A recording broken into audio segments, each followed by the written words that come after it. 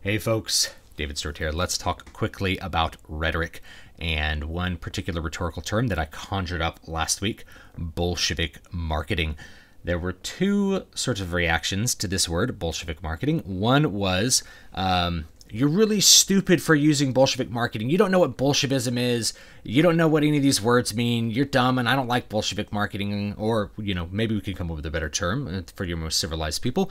Then the other side was, this was exactly what it was like growing up in the USSR. This is exactly how they thought in the socialist country that I grew up in and that I experienced. And so when I see those two reactions, the one that's like, oh, you're describing exactly how people thought, and the other one that's like, you're wrong for using the wrong words, it actually tells me that I've hit a rhetorical nail kind of right on the head, and I've actually picked a really good rhetorical term.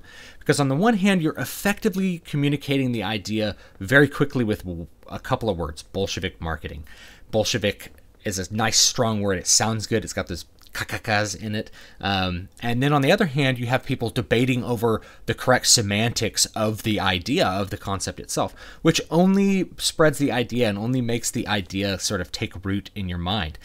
So even if Bolshevik as a word is very slightly inaccurate, which I actually don't think it is inaccurate at all, but even if it's slightly inaccurate, just merely talking about it makes the concept spread and makes it implant itself into your mind. But he's wrong to use the word Bolshevik. I would use the word this instead.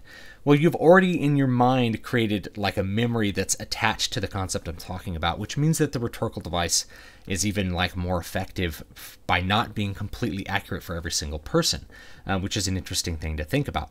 Now, other people, I'll address a couple things before I go. People have mentioned the problem in the Soviet Union wasn't that there were toys sitting on shelves, that there were none.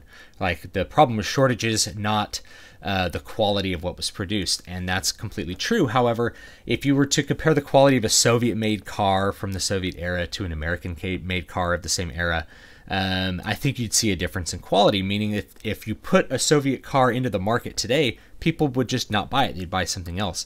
And that's what you really get with the Star Wars toys, is because we have a free market over here in the West, we can decide that we don't want to buy the toys. We're not being forced to buy them. You buy just different toys. You buy different stuff because those toys aren't meeting the demand. And I described a boot. I basically described a Russian army boot, right?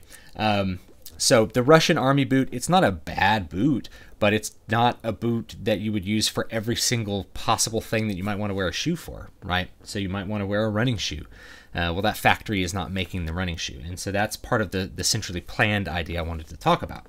And for other people who said Bolshevik in general is not a correct term, they're like, Leninism is different from Bolshevism. I really don't know what like the mindset of people arguing these tiny little bits are.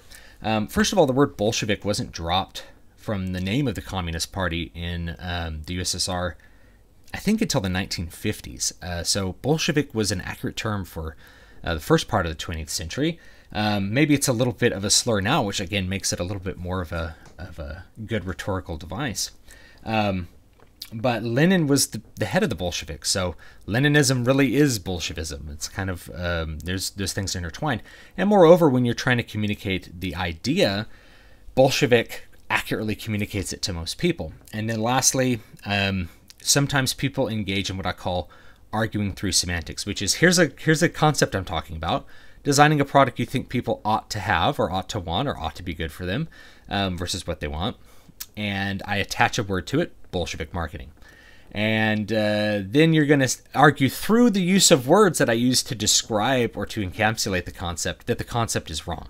Right? The concept's not wrong. Like, it's not a wrong concept. Is something that you can make a mistake with when you're creating a product. But you attack the use of the word Bolshevik or the use of the word marketing with it, even though I define those terms like sort of as I use them.